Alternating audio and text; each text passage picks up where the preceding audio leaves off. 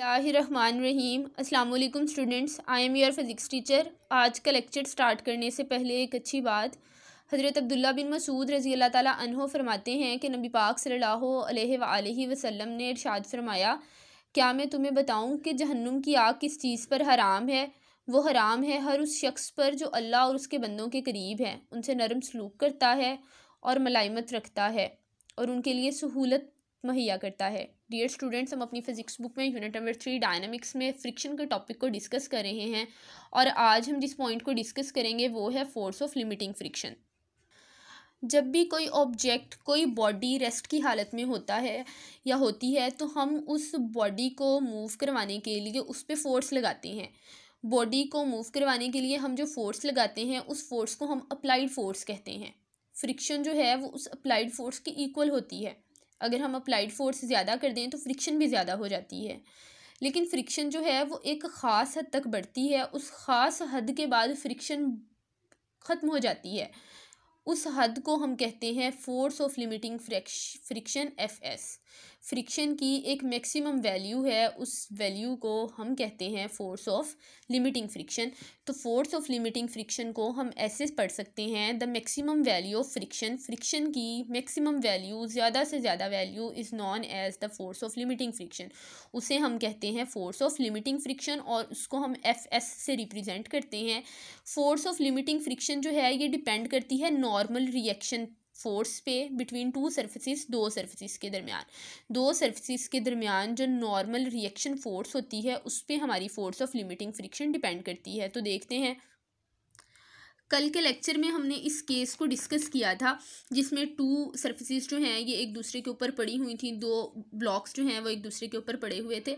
तो अब देखें क्या होता है कि ये जो ऊपर वाला ब्लॉक है, इस ब्लॉक का वेट है जो नीचे की तरफ एक्ट कर रहा है। इस ऊपर वाले ब्लॉक का वेट है जो नीचे की तरफ एक्ट कर रहा है, उसका एक्शन नीचे की तरफ है। और इन रिटर्न ये जो नीचे वाला ब्लॉक है ये रिएक्शन फोर्स दे रहा है जो ऊपर की तरफ अमल कर रही है।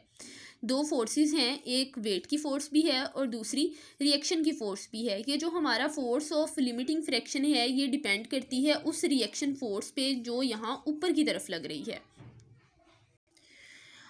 तो इस नॉर्मल रिएक्शन फोर्स और हमारी फोर्स ऑफ लिमिटिंग फ्रिक्शन, इन दोनों के दरमियान की जो रेशो है वो हमारे पास हमेशा एक कांस्टेंट होता है और उस कांस्टेंट को हम कोफिशिएंट ऑफ फ्रिक्शन कहते हैं और उसको म्यू से रिप्रेजेंट करते हैं। ये जो रिएक्शन फोर्स जो है, दोबारा से इसको देख लें, ये ऊपर वाला ब्लॉक जो है उसका वेट नीचे की तरफ एक्ट कर रहा है। इन रिटर्न नीचे वाला जो है वो ऊपर की तरफ एक रिएक्शन फोर्स लगा रहा है। हमारा फोर्स ऑफ लिमिटिंग फ्रिक्शन जो है ये इस रिएक्शन फोर्स जो ऊपर की तरफ लग रही है उस पर डिपेंड करता है।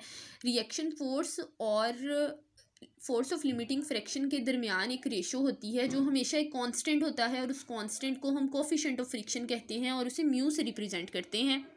सो कोफिशिएंट ऑफ फ्रिक्शन को हम ऐसे पढ़ सकते हैं, the ratio between the force of limiting friction and the normal reaction. Limiting friction और नॉर्मल रिएक्शन के दरमियान जो रेशो है वो हमेशा क्या होती है, कांस्टेंट, और उस कांस्टेंट को हम कहते हैं कोफिशिएंट ऑफ फ्रिक्शन, उसे रिप्रेजेंट करते हैं म्यू से। सो हम म्यू को ऐसे लिख सकते हैं, mu is equal to F S by R, because ये हमारे पास रेशो है, ratio between the force of limiting friction and reaction force, normal reaction force. अब अगर हम यहाँ से एफ एस यानी फोर्स ऑफ लिमिटिंग फ्रिक्शन की वैल्यू कैलकुलेट करना चाहें तो आर जो है यहाँ पे डिवाइड हो रहा है, उस तरफ जाके मल्टीप्लाई हो जाएगा, एफ एस हमारे पास इक्वल आ जाएगा म्यू आर। हमें पता है कि चूंकि जो रिएक्शन फोर्स है वो इक्वल होती है वेट के, हमने न्यूटन के थर्ड लॉ में पढ़ा था कि एक्शन और रिएक्शन जो है ये वेट में ये मैग्नीट्यूड में इक्वल होते हैं। तो रिएक्शन फोर्स जो है वो इक्वल है वेट के, और हमने ये भी पढ़ा हुआ है कि डब्ल्यू यानी वेट जो है वो इक्वल होता है एम जी के। तो हम डायरेक्ट रिएक्शन फोर्स को एम जी के इक्वल भी पुट कर सकते हैं। अगर हम आर की वैल्यू एम जी पुट करें तो हमारे पास एफ एस यानी फोर्स ऑफ लिमिटिंग फ्रिक्शन आ जाएगी mu M G. F S is equal to mu M G. Friction हमारे लिए बहुत यूज़फुल है। फ्रिक्शन की वजह से हम ग्राउंड पे वॉक कर सकते हैं। अगर हमारे पास बहुत स्मूथ फ्लोर हो और हमने जूते जो हैं वो भी बहुत स्मूथ पहने हों तो हमारे लिए वॉक करना मुश्किल हो जाता है। तो इसीलिए एथलीट्स जो हैं वो एक स्पेशल किस्म के जूते इस्तेमाल करते हैं जिनकी ग्रिप ज़मीन के साथ बहुत अच्छी होती है, सरफेस के साथ बहुत अच्छी होती है, जो उन्हें भागने में, दौड़ने में, रन करने में हेल्प करती है।